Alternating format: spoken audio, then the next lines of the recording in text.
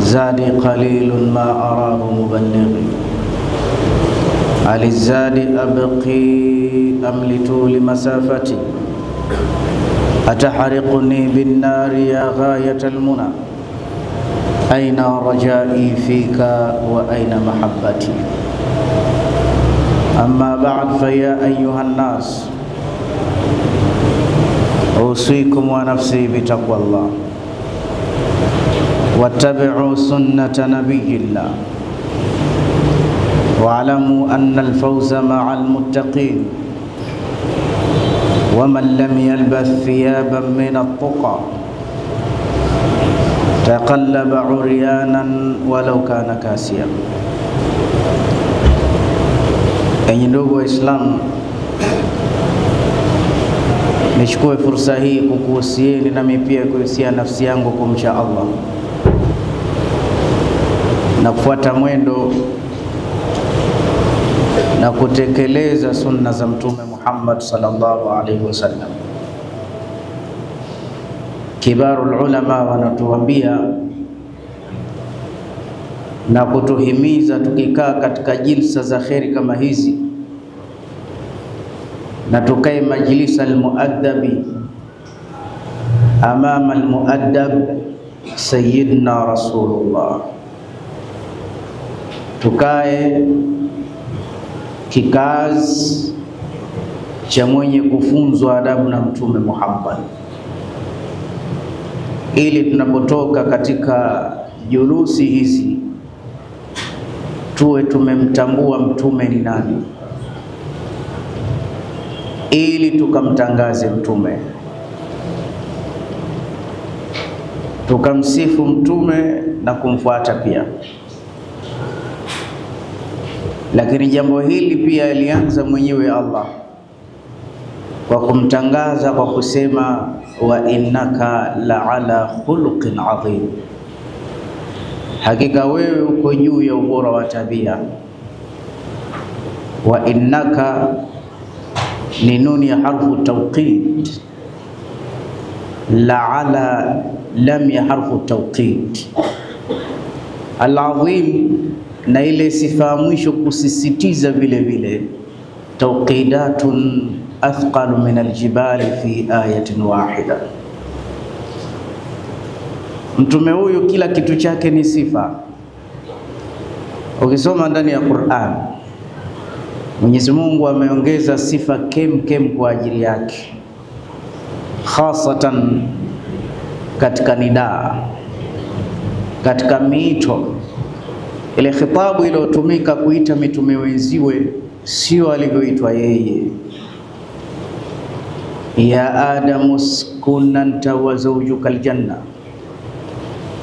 ya Nuhu ihbith bisalamin minna, ya Daud inna ja'alnaka khalifatan fil ardh, ya Musa innani ana Allah, ya Yahya khudhil kitaba biquwwa, ya Isa inni mutawaffika wa rafiuka ilayya, ya Musa innani ana Allah.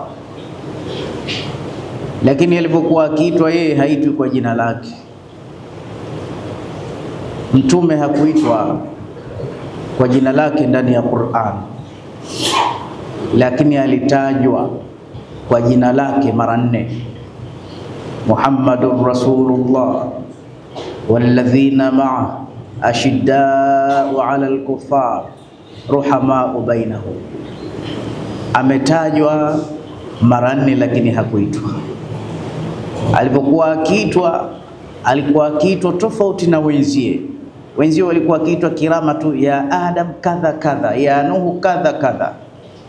Lakini Mwenyezi Mungu alikuwa akimtaja kwa heshima yake, ya ayyuhar rasul, ya ayyuhan nabiy, ya ayyuhal muzammil, ya ayyuhal muddaththir. Husikii ya ayyuha Muhammad, utasikia ya ayyuhan nabiy, ewe mtukufu wa daraja. Kulli azwajik wa banatik, waambie kadha kadha kadha kadha kadha. Au ya ayyuhar rasul, ya ayyuhar rasul balligh bima unzila min rabbik. lakini hakuna hata sehemu ya Muhammad, hakuna. Hata akitaka kuongea na wakeze Mtume Muhammad, kuita Muhammad ni mimi na wewe tu basi, lakini akitaka kuongea na wakeze huoni mubasharatan wa ya nisaa Muhammad, bali utasikia wa ya nisaa an-nabiy. Hata ikitumika kama ni sehemu pahala palawama katika kadhaya nyingi zikija, utasikia mfano afa Allahu anka lima adhinta lahu. Mwenyezi Mungu kisha kusamehe Muhammad, alafu lam yaajilia la ya lawama lima adhinta lahu, lakini ni kwa nini uliwapa ruhusa? Lakini la mwanzo kabisa afa Allah, Mwenyezi Mungu anatanguliza msamaha kabla ya kubainisha kosa la Mtume Muhammad. Msamaha unatoka mwanzo. Ndio maana yule Ahmad Shauki anasema asra bika Allahu laila, akasema katika beti zake ndefu za Isra wal Mi'raj, akasema hatta balagta samaan la yutalu laha ala janahin wala yus'a ala qadamin. Ndio maana hivi ulivyo, ulifika sehemu ubao wa Jibril ulishindwa, lakini wewe uliweza kutembea sehemu ya Sidratil Muntaha. Na Jibril mwenyewe alikiri, ambia taqaddam ya Muhammad, in taqaddamta irtaqaita wa in taqaddamtu ihtaraktu. Si bora uende wewe, so mimi nikienda sina pawa hiyo, mimi nakauka naangamia, lakini wewe sehemu hii ukienda unapita. Ndio maana Jibril asema qarrabtu qallabtu sharqaha wa gharbaha au qallabtu masharika al-ardh wa magharibaha wa lam ara rajulan afdalan min Muhammadin. Nimetazama huku na huku, zaidi yako sijaona. Na iko hadithi Mtume mwenyewe anasema ana akramul awwalina wal akhirina ala Allah, mimi ni mheshimiwa katika makhluqatillah ala al-atlaq wal akhlaq. Laqad manna Allahu ala al-mu'minin idh ba'atha fihim rasulan min anfusihim. Laqad lamul qasam wat tawkid, qad ni kitendo kutoka mbinguni, na vitendo hufahamika kwa qad, ta itanisi, sini saufa, sini taswifu, sini tanfis. Kwa hiyo ikija qad ni sehemu ya viapo, ni sehemu ya kuapa, na anayeapa ni Mwenyezi Mungu. Ni mkazo katika maneno ya Kiarabu, inna Allaha la yuqsim illa bi'adha'im al-umur innal 'adha'ima kufuha al-'udhama. Mwenyezi Mungu haapi isipokuwa na mambo mazito mazito, na yeye mwenyewe ni mzito. Anasema ameshatoa neema kubwa sana kwa waumini, wapelekea mtume wa sampuli hii, lakini ya al-asaf, asokuwa na bahati habahtiki. Lakini Allahu akbar, inna dina Muhammadin nurin wa aqwa muqila. Ukitaka usifedheheke, ukitaka uneemeke, mfuate Mtume sallallahu alaihi wasallam. Angalia, mmoja anakuja kwa Sayyidina Anas ibn Malik, anakamata ule mkono wa Sayyidina Anas, anapaka katika mwili, asema hadha yadun massat Rasulullah. Huu mkono, tabiina huyu si wa mchezo, ni mkono ambao ulimkamata Mtume Muhammad. Huu mkono huu anaipangusa, yatabarraku fiha. Na mwingine akaja akauliza, antum raaitum Rasulallah bi'ayunikum hadhihi, eti nyinyi ndio watu mlimuona mubasharatan live bila chenga, eti mtume azako kwa macho yenu, ile shakhsia vile alivyo, tunaambiwa alikuwa mwenye mafutefute, uso wake mpana, ndio nyinyi mlimuona? Asema naam, nahnu raaina Rasulallah bi'ayunina hadhihi, sisi ni watu tulimuona mtume live bila chenga. Anapata ghera, kisha ambia antum, hivi nyinyi ni watu ambao kallamtum Rasulallah bialsinatikum hadhihi, ni watu mlimsemeza mtume kwa ndimi hizi hizi. Ameanaiwa nahnu kallamna Rasulullah bi alsinatina hadhihi, si tuliongea naye za asubuhi ya Rasulullah, za jioni kwa ndimi hizi hizi. Asema antum amsaktum Rasulullah biaidikum hadhihi, mnataka mniambie siamini? La usaddiku ainaya, ni ndoto, mikono yenu hii ndio mmemshika mtume? Asema naam, si tumemshika mtume biaidina hadhihi, tunapigana naye makamama. Kisha akambia twibetum, hongereni, pongezi kubwa nyie, mmepata fadhila kubwa kiasi hichi. Yule bwana naye akamwambia hata usisikitike sana, si nikwambia alichokisema mtume zamani? Alisema uditum, natamani siku moja ningewaona ikhwani, ishtaqa qalbi ila ikhwani ila ashabi, mimi natamani kuona jamaa zangu, ndugu zangu. Tukauliza walasna ahbabak, tumekuona, tumekushika, tumekuzungumzisha, sisi si ndo ndugu zako hasa? Ambia hapana, mayatuna min ba'di, watakaokuja baada ya nyinyi, wa amana bi walam yarawni, sio wakaja tu bila mpango wakaniamini. So mpaka leo kuna watu bado wamechelewa, hawajapata kumwamini mtume sallallahu alaihi wasallam. Muamini mtume, huu ni umma wake, huu ni umma wake, na anayetumaini kuna nabii mwingine anaikosea sana nafsi yake. Mwenye ashawahi kusema inna li asman ana Muhammadun wa ana al-Ahmad wa ana al-Mahi wa ana al-Hashir wa ana al-Aqib la nabiyya ba'd, mimi ndo mtume wa mwisho, hakuna mwingine. Na anayesema yuko mwingine fakad kafara bihadha al-kalam, kisha toka katika mila. Kwa hiyo akasema mtume, natamani na ashawahi kusema watakaonipenda zaidi ni wale watu watakao kuja miaka ya mbele ambao hawajaniona. Natamani kuonana na wao.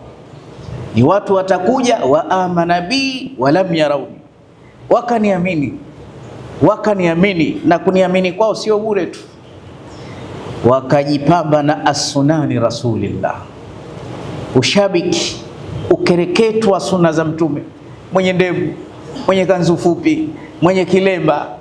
Na haya ni matunda ya mapenzi. Moyo una kazi mbili wala hauna kazi tatu. Na moyo Kiarabu unaitwa qalbun, summiya alqalbu bikathrati taqallubi fil hal. Moyo umeitwa qalbu kwa sababu moyo una tabia ya kigeugeu. Leo huyu unampenda sana, kesho ndo adui yako mkubwa. Sasa katika kazi mbili za moyo, kazi ya mwanzo ni kupenda, na ulama wameubakisha moyo una stage 15, 15 stage 15 za mapenzi yamegawanywa. Kuna mapenzi yanaitwa taalluq, kuna sababa, kuna gharam, kuna ishqi, kuna shaghaf, kuna hubban jamma, kuna mpaka khalili, mpaka kuendelea mpaka 15. Na haya yote karibia yamesimuliwa ndani ya Qur'an. Gharam, Allahumma sirif anna adhaba jahannama inna adhabaha kana gharama. Shaghaf, mrati al-azizi turawidu fataha an nafsihi qad shaghafaha hubba inna lanaraha fi dhalalin mubin, hubbul qatil. Sasa moyo huu una kiwango cha mapenzi, na Mtume sallallahu alaihi wasallam alisema watu watakaompenda ni wale watakao kuja baadaye, ufikiri ni wengine kama ni wakina nani kama sisi. Huu moyo ukipenda mapenzi ya sawa sawa, yakataallaq, yakajaa ndani ya moyo, basi translator, tarjama wa moyo, anayeweza kuwasilisha yalokuwemo moyoni ni kiungo ulimi, lakini ulimi hauna ufasaha kuelezea hali halisi ya moyo. Mtu akikwambia anta habbu ilayya min nafsi, ana amutfika ya habibi, kwako nimekufa nimeoza nakupenda, basi amekwambia 199 yamebakia ndani ya moyo. Mpaka mwingine akwambia vile ninavyokupenda hata siwezi ni kueleze vipi. Hiyo ndo hali ya moyo hii. Lakini pia na ukishapendwa na mtu, kinachofuatia ni mutabaa. Ukimpenda mtu, kinachofuatia mutabaa, ni kumfuata bila kupenda. Utakuta mfano wa kidunia, kuna mtu anampenda msanii fulani, basi halali mpaka nyimbo zake. Au wale wanaopenda mashehe, unaona mpaka anatembea kama mashehe, anaongea kama mashehe. Upenzi tu, staili ya uvaaji kama mtu fulani. Alama ya mapenzi ni mutabaa, ni kufuata. Alama ya kuvaa vilemba, hizo vilemba vyenu, kofia, makanzu, hayavaliwi mwilini hayo, kimaanawia yanavaliwa moyoni. Kuna imani kubwa sana kuvaa hizi sunna. Ndio maana iko hadithi, kufuata hivi vitu sunna ni sehemu ya mapenzi. Anasema man ahya an sunnati inda fisadi ummati faqad ahabbani, atakayehuisha sunna yangu moja, angalau mswaki tu, angalau kablia tu, angalau Alhamisi na Jumatatu akafunga, Mtume asema haendi bure bure. Faqad, angalia imekuja fa'u talab au fa'u fasih, imeingia qad, faqad ahabbani, huyo amenipenda sana mimi. Wa man ahabbani, na atakayenipenda, kana ma'i fil janna, na msubiri tutakuwa wote peponi. Hongereni. Sasa moyo kazi yake ya mwanzo kupenda. Kwa hiyo mtu akikwambia nakupenda, amemaliza. Na kazi ya pili chuki. Mtu akikwambia nakuchukia, huyo anakuchukia sawa sawa. Sasa yule bwana akasema, Mtume asema, natamani kuwaona ndugu zangu, na sisi ndugu zake Rasulullah. Mpaka kuna baadhi ya misikiti imebadilishwa majina, unaitwa msikiti wa Ansari Sunna.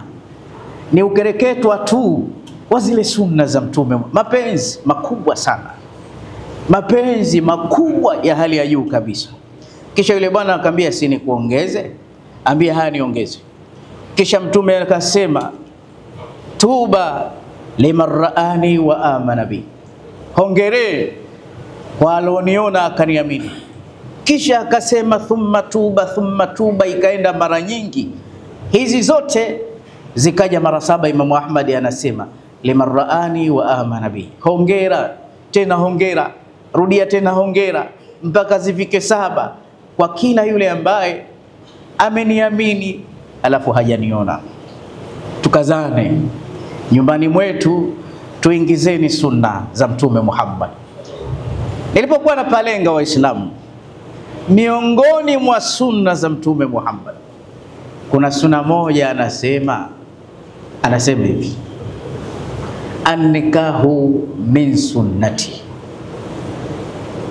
jambo la ndoa ni miongoni mwa system zangu mimi. Ndoa ni katika sunna zangu. Sunna zingine hata hajatangaza, hii ni katika sunna zangu. Tulimuona tu, make mutaba wa Mtume ni kauliyan aliyoyasema, lakini amaliyan alivyotenda, lakini kuna tikrariyan. Sasa kuna mengine ameyatilia mkazo mpaka kasema, ili mutanabah, an-nikahu min sunnati. Ndoa, nyie washabiki, nyie wapenzi, ni sehemu ya mwendo wangu. Basi akomee hapo, faman raghiba an sunnati, asopenda, asokuwa na shauku, asoingia hapo, falaisa minni, si katika sisi. Angalia mpenzi wako akwambie ni achana na mimi, utashtuka. Kwa hiyo Mtume anasema asotaka ndoa, si katika mimi, sio katika mimi kabisa. Ndoa ni katika mwendo wangu mimi, naso taka ndoa sio miongoni mwangu. Sehemu zingine akasema, ya mashara shabab, vijana, kwa sababu Uislamu watokea zamani ulikuwa unatizama sana ujana, na ujana umesemwa sehemu nyingi. Mwenye asema nusirtu bishabab, mimi Mtume wenu nimenusuriwa kwa vijana. Uislamu unampenda kweli kweli kijana. Angalia hao manabii, falamma balagha shuddahu wastawa, sijui Musa, sijui Saleh, alipofikia umri huo, ujana huo, zaharatu shabab, Sasa leo Mtume sema ya maashara shabab, enyi vijana, tupo ya Rasulullah, man istata minkumul ba'ata, atakayekuwa na uwezo faliyatazawwaj, basi kama ana uwezo wa kuoa asiishi mjane. Kuoa ni jambo la umuhimu sana sana kuliko maelezo. Faliyatazawwaj, kwa haraka tu aoe. Kisha akasema akioa atahifadhi macho yake na atahifadhi utupu wake. Sadaka Rasulullah. Bilaks, ikiwa hajaoa macho yake hayahifadhiki, atapata madhambi makubwa. Na jicho usilione hivi. Jicho ni kama cheche. Cheche ikitua katika nyumba inaweza ikaunguza ghorofa, lakini asilia yake ni cheche. Na cheche ya mwili ni jicho. Kila uliomzini, Mwenyezi Mungu tusamehe sana, ilianza jicho. Anasema Ahmad Shauki anasema hivi, stage za mtu kufanya machafu ni 5. Ya kwanza nadharatun, ya pili fabtisamatun, ya tatu fasalamun, ya 4 fakalamun, ya 5 famaw'idun faliqa. Ya mwanzo kabisa nadharatun, kutizama. Ambaye hajaoa anatizama sana, alooa anatizama mjeuri tu, na Mwenyezi Mungu atamuadhibu vikali sana. So zina ya alooa ni kali kuliko yule ambaye hajaoa. Iko hadith kudusi inasema, nadharat masmuma sahamu min sihami iblis, kutizama ile kwa sumu ni mshale miongoni mwa mishale ya Iblis. Faman tarakaha min ajlillah, atakayeacha kutizama kwa ajili ya Mwenyezi Mungu hasa, abadaltu lahu halawatal imani yajiduha fil qalbi, Mwenyezi Mungu atampa utamu wa imani, atauhisi ndani ya roho yake. Kutizama ni makosa. Sayyidina Ali aliambiwa na Mtume, ya Ali la tatbi'i an-nadharata ila an-nadhara fa innal ula laka wa thaniya alayka, usifuatishe angalizi la kwanza la jicho, angalizi la pili. Ile la kwanza ukitizama ukaona vitu ukarudisha uso wako huku, huna madhambi, lakini la pili unaanza kuzipokea dhambi nyingi sana. Kwa hiyo athari ya mwanzo nadharatun, kutizama. Kullil mu'minina yaghuddu min absarihim, Allah sema Waislamu wasitizame, wainamishe macho. Nadharatun, macho hayashibi hayo. Sehemu ya pili, ukishatizama anasema Ahmad, fabtisamatun, unaanza kutabasamu, unaanza kulegeza sura. Lakini sehemu ya tatu, fasalamun, yanaanza mambo salam, greetings zile, salamu alaikum. Na ile salamu kwa sababu ni ya fitna huitoi kihaki, salik salik, kwa sababu unaona unapata madhani salamu alaikum. Baada ya salam fakalamun, yanaanza kuingia maneno ya ushawishi mabaya. Bwana umependeza mashallah, hakuna mzuri kama wewe. Na mwanamke anapenda kusifiwa, tena umepewa kila kitu, hata kama sifa hanazo, lakini kitu kimoja hauna. Basi naye atauliza kitu gani? Sina tena. Nasikia namba zangu za simu wewe hauna, hujapewa. Fakalamu. Baada ya mazungumzo famau'idun, zinatoka promise. Sasa tubadilishane mawasiliano, tutaona na wapi? La mwisho filiqa, wanakwenda kuonana. Sasa Mtume asema vijana, ili msifikie hapo, ni kuoa, ni kuoa tu peke yake. Lakini sasa tukishaoa, kuna jambo moja kubwa sana Mwenyezi Mungu aninusuru mimi na nyinyi Waislamu. Jambo lenyewe Waislamu wanaoa, lakini ya lalasaf, wengi wamechafua heshima ya ushekhe kupitia kuoa, heshima ya Uislamu kupitia kuoa. Mimi kwa umri wangu kuna markazi wala sina haja ya kuitaja.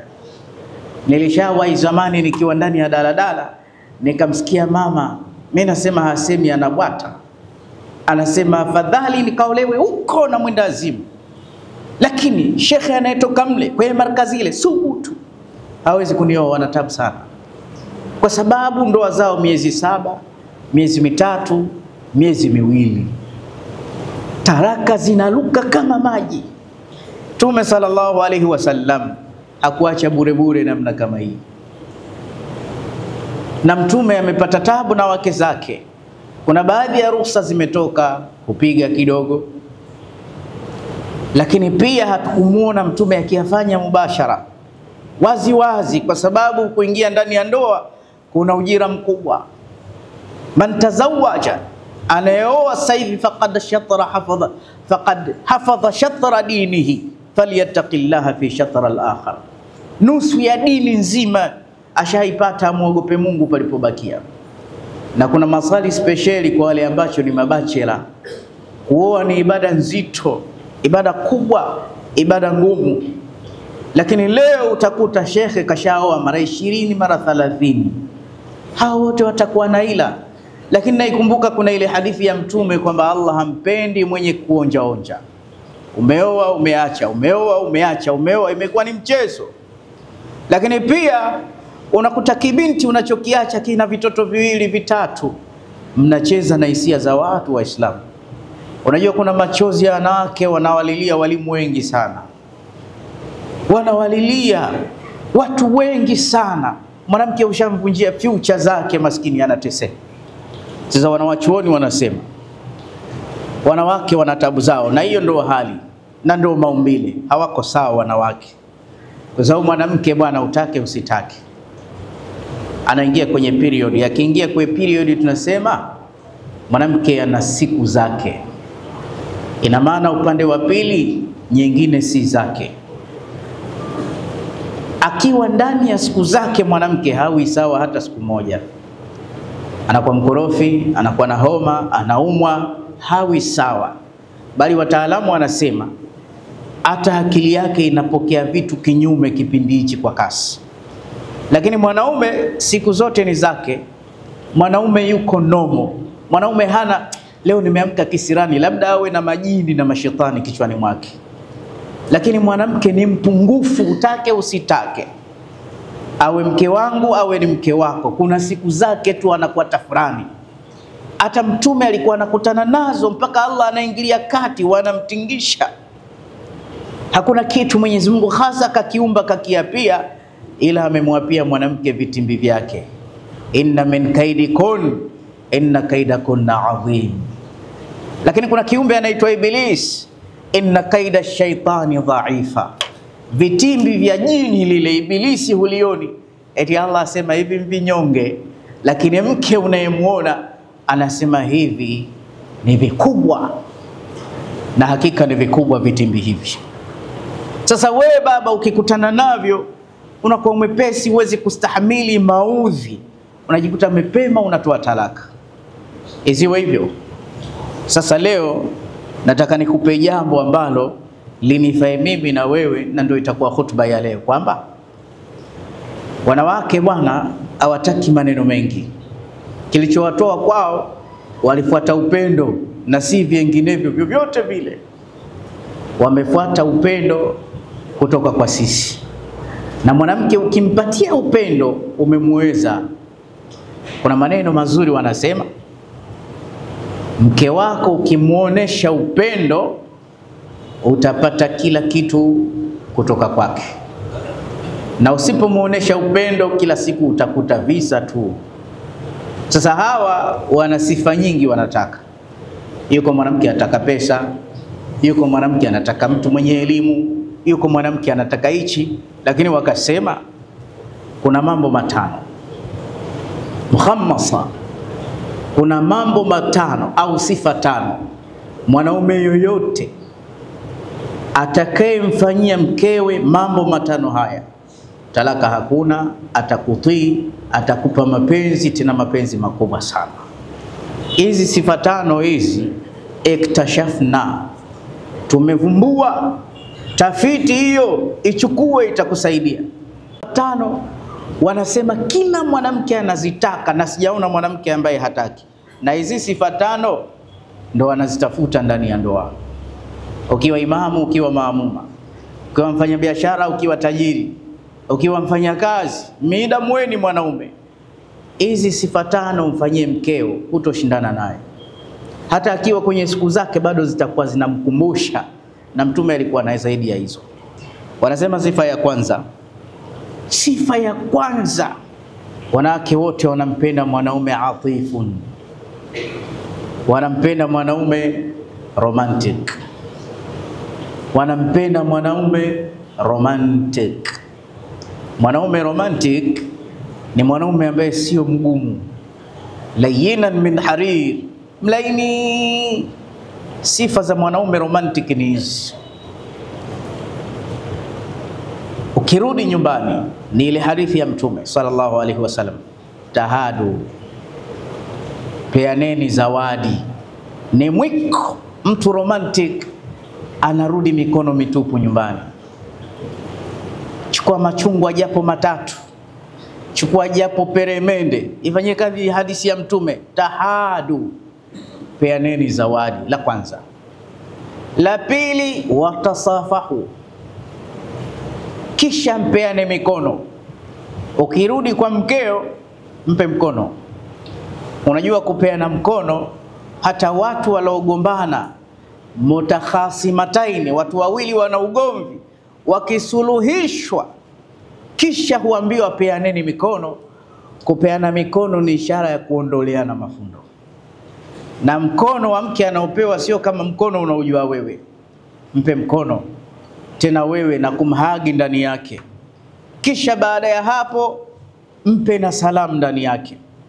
Tahadu, tahabu, pendaneni, watasafahu, na peaneni mikono. Yadhhabil ghilla ankum, fundo litaondoka. Kwa hiyo mwanaume aliyokuwa romantic, la kwanza kabisa hurudi na chochote nyumbani.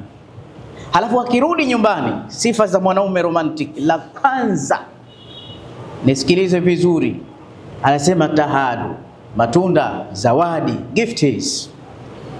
Alafu tahabu, ili lifanyie kazi, pendaneni. Sasa nisikilize, wataalamu wa saikolojia wanasema kila dakika 3 mwanamke anasahau kama anapendwa. Yani kila dakika 3 kisha sahau. Kwa hiyo wanasema ili aone anapendwa, kila saa wewe mwambie nakupenda. Ongea unavyoweza, kama ni Kichina, kama ni Kizungu, kama ni Kiarabu, alimradi lile neno nakupenda. Na Mtume kishatuambia, ukimpenda mtu usibakie nalo rohoni. Mke mwingine jeuri, anapenda lakini asemi, anaonekana kama apendi, akidaiwa talaka ambia kwa nini mimi nimekuambia sikupendi. Hapana, onesha. Ukiwa unampenda mtu mwambie. Angalia mimi nilipo hapa, tumemaliza khutba, Sheikh mashallah nakupenda sana. Yani ukiniambia vile, basi watu wote siwaone msikiti mzima na kuona wewe. Lakini mimi napita huniambii, unanitulia macho tu, kumbe ndio unanipenda. Pengine nikakufikiria kivingine, huyu ataka kunitukana nini? Au ananionaje huyu?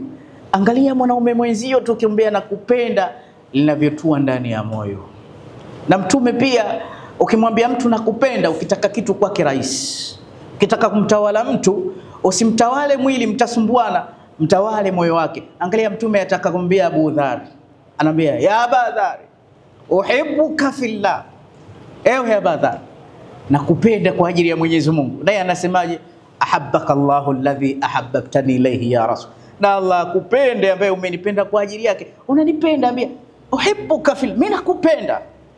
Kisha Mtume asema sasa, ukishamaliza kuswali sema Allahumma a'inni ala dhikrika wa shukrika wa husni ibadatika. Angalia usulubi wa dawa, ataka kumpa dhikri hii. Kila ukimaliza kuswali sema Allahumma a'inni ala dhikrika wa shukrika wa husni ibad. Basi anahitaji huko, anatabasamu, anaenda kwa wake zake, Rasulullah kanifundisha maneno.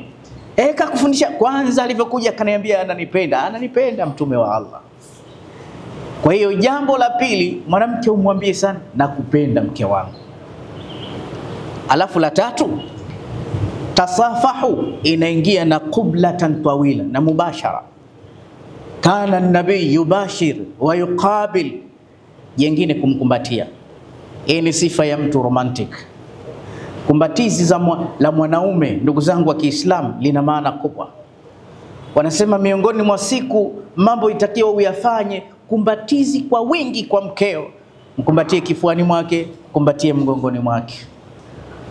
Na hizi kumbatizi ziwe na thamani na bora. Usimwambie ziwe za surprise tu. Isiwe ndio Ijumaa ishaisha, bwana najiandae nikija nitakukumbatia sana. Mtume mpaka mchana wa Ramadhani, Saida Aisha asema alikuwa akinikumba. Wewe unasema hivi, Mama Aisha yuko mchafu na hedhi. Mtume anambia vaa nguo vizuri, njoo nikukumbatie. Ambia ana mutahaidha, mimi mchafu. Mtume anambia kumbatizi lina umuhimu. Haidhatuki laysat biyadiki, hedhi haipo mkononi, njoo mke wangu nikukumbatie. Mkumbatie mke wako. Ukijua kumbatizi la mwanaume lina vitamins kubwa, ndio maana wale walezi wanasema baba kwa siku itakiwa amkumbatie mtoto wake mara 2. Umbebe, umkumbatie, umweke kifuani, kwa sababu lile kumbatizi la baba lina vitamini nyingi kuliko kumbatizi la mama. Tena wanasema wataalamu wa afya, mkumbatie mtoto mpaka afike umri wa miaka 10 na kitu, wanasema 18 wengine. Asema hapo mtakuwa mmeagana na kumbatizi. Lakini mtoto ambaye hapati kumbatizi la baba, hakumbatiwi, huyu atakuwa na matatizo ya kisaikolojia baadaye, hata awe ni mzee wa miaka 100. Kumbatizi la baba, amkumbatie mke wake, ahamu shay. Kwa hiyo wanawake, nani asopenda mwanamke mambo haya? Kila mtu anapenda. Na yanakugharimu shingapi? Shingapi? Pesa huna na hata maneno mazuri na vitendo vizuri. Mtume akikumbatia wake zake. Kwa hiyo la kwanza, wanawake wanampenda mwanaume romantic, wala hawampendi kisirani. Sifa ya pili baada ya atifun, wanampenda mwanaume karimun, sakhiyun, karibun min Allah wa karibun min rahmatillah. Wanampenda mwanaume mkarimu. Mkarimu haombwi, anatoa. Mtume ndio zilikuwa tabia zake, kana ajwada nas, alikuwa anatoa, hasa ikifika Ramadhani ndio anatoa. Wenyewe wa baba, nani anampenda rafiki yake mkavu? Hapa msikitini mkimjua kuna mtu mmoja hata hujamnyoshia mkono kesha akupa, wote mtamwandama, mtamhimidi, mtamsifu, mtampenda. Wanawake wanampenda mwanaume karimu, anatoa chochote, anawapa wazazi wake, anawapa wakwe zake, anampa mke wake. Hawampendi mwanaume mbakhili. Maana mwanamke huyu unampigia mahesabu mpaka pilipili ile change irudi. Mwanamke anapenda kupewa. Ndio maana wale wanawake si wastaarabu wanaojiuza ili wapewe. Sasa mke wako kashafika kwako, wewe mpe. Kwani ufikiri wataka kingi tu? Umebakia change 300 achukua hii mke wangu. Lakini mwaka mzima huyu umeoa, hata upande wa kanga kweli. Inachekesha sana.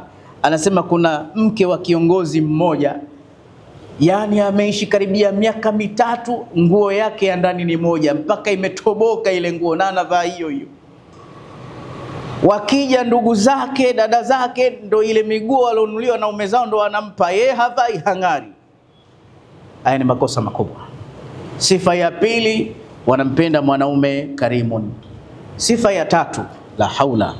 Sifa ya tatu, wanampenda mwanaume nadhifun, msafi, anajipamba akajiweka vizuri kwa ajili ya mke wake, akachana ndevu zake vizuri kumuonesha mke wake.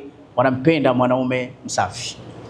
Lakini sifa ya 4, wanampenda mwanaume amirun, mwanaume ambaye mambo yake anaamua mwenyewe. Sio ndoa hii imekuwa kama bunge, mna mchango wa mama, mna mchango wa bibi, mna mchango wa mjumbe. Wewe huwezi kuamua mambo yako, isipokuwa mpaka ushirikishe watu, ufanye kadha wa kadha wa kadha. Inshallah turidhike na hayo machache tulioyapata. Tumuombe Mwenyezi Mungu Subhanahu wa Ta'ala azisalimishe ndoa zetu, na tujue sehemu ya kuoa ni sehemu ya kumwenzi Mtume Muhammad sallallahu alayhi wasallam. وقال عز من قائل عليم فإذا قرأت القرآن فاستعذ بالله من الشيطان الرجيم. أعوذ بالله من الشيطان الرجيم. ومن آياته أن خلق لكم من أنفسكم أزواجا لتسكنوا إليها وجعل بينكم مودة ورحمة إن في ذلك لآية لقوم يتفكرون. بارك الله لي ولكم بالقرآن العظيم ونفعني وإياكم بالآيات والذكر الحكيم. aqulu qawli hadha wastaghfirullaha li wa lakum fastaghfiruhu innahu huwal ghafurur rahim wa huwal barrul karim.